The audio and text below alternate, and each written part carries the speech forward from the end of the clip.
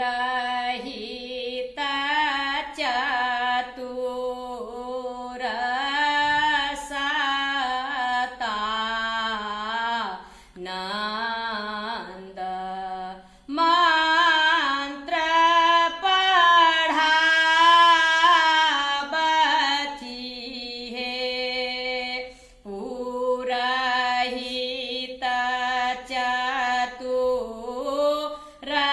सता नंद मंत्र पढ़ावती है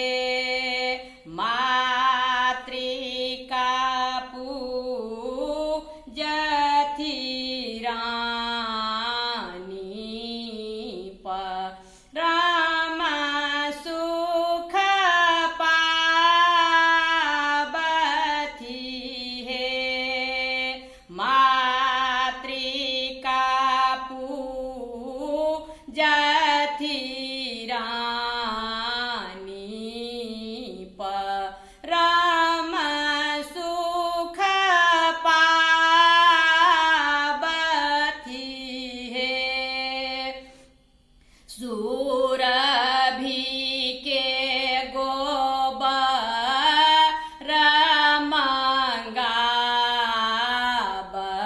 मंगावती ठाव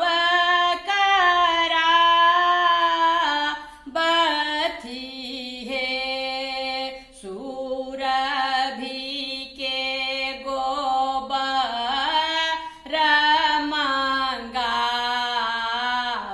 मंगावती ठाव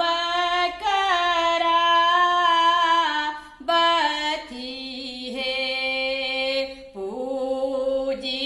प्रथम गान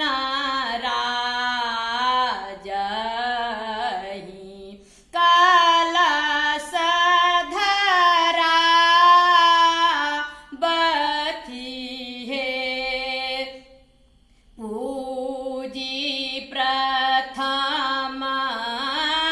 गान राजहि कलश धरावती है पांच देवी पूजिए रानी सुरक्षिका मनावती है पांच देवी पूजिए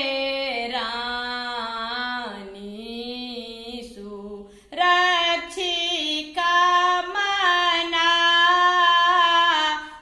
मनावती है पूजती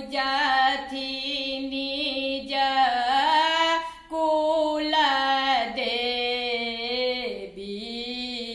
बहुत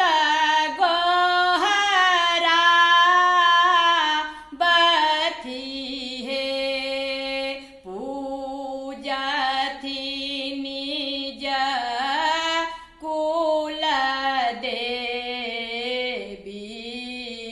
बहुत गहरावती है